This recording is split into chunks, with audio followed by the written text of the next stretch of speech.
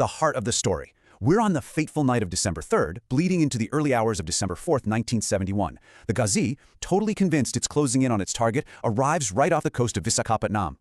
From here, things happened fast, incredibly fast. The Ghazi is there, right off the coast. Maybe it's still looking for the Vikrant, maybe it's starting to lay those mines. Suddenly, the decoy ship, the INS Rajput, detects something underwater, a disturbance. The commander has to make a split-second call. He gives the order, fire depth charges. They drop into the black water, and then, moments later, a massive, violent explosion rips through the sea from below.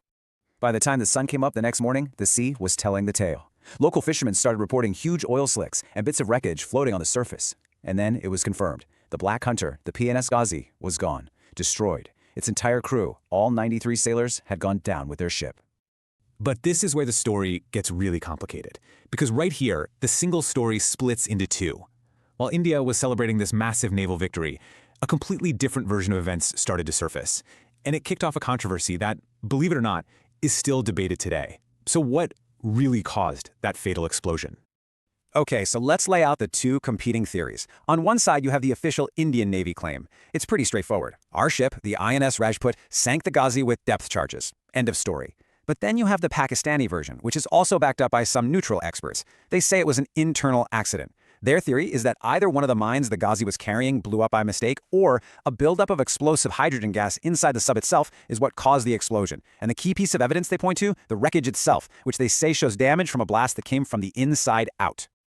But here's the thing. Regardless of how it sank, attack or accident, the simple fact that it was gone had huge, immediate, and irreversible consequences. The loss of the PNS Ghazi was an absolutely devastating blow to Pakistan, and it became a major turning point in the 1971 war.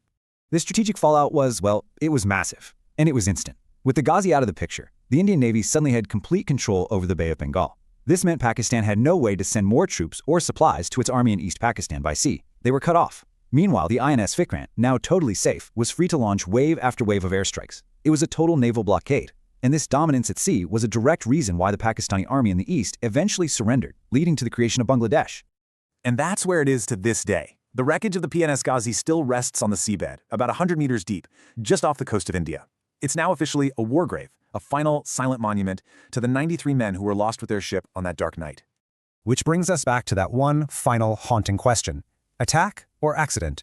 Was it a brilliant kill by a cunning enemy, or just a tragic, fatal mistake in the depths of the ocean? The real truth, much like the submarine itself, might just be buried forever in that watery grave.